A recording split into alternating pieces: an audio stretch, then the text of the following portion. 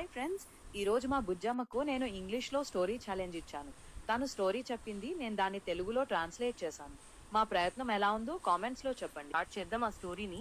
Okay, మీరు మొదలు పెట్టండి. Once upon a time, in a green forest, అనగనగా ఒక ఆకుపచ్చని అడవిలో there was a small rabbit.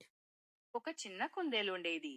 One sunny day, he exploring the forest. ఒక ఎండాకాలం రోజు అది అడవిని అన్వేషిస్తోంది. He found an old mysterious box. అది ఒక పురాతనమైన రహస్యమైన పెట్టెను కనుగొంది. He tried to open the box, అది ఆ పెట్టెను తెరవడానికి ప్రయత్నించింది. Next, but there was a riddle on box. కానీ ఆ పెట్టెపై ఒక పొడుపు కథ ఉంది.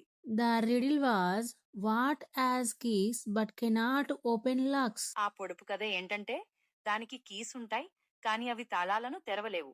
ఏంటది? Our smart rabbit thought and said, it's a piano. మా తెలివైన కుందేలు ఆలోచించి ఇది పియానో అని చెప్పింది.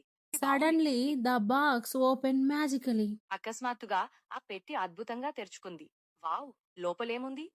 Inside the box, there was a key and treasure map. పెట్టె లోపల ఒక కీ మరియు ఒక నిధి పటం ఉన్నాయి. అరే, నిధి మ్యాపా? అడ్వెంచర్ మొదలు. మన కుందేలు ఏం చేసింది తర్వాత?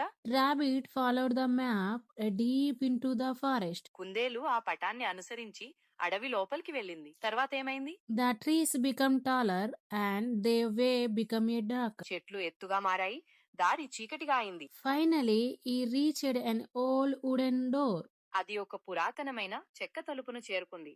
అరే, On the door, there was another riddle. ఆ తలుపుపై ఇంకొక పొడుపు కథ ఉంది. ఏంటా పొడుపు కథ? What can travel around the world while staying in a corner? ఒకే చోట ఉంటూ ప్రపంచం మొత్తం తిరగగలిగేదేంటి? ఇది ఆ పొడుపు కథ.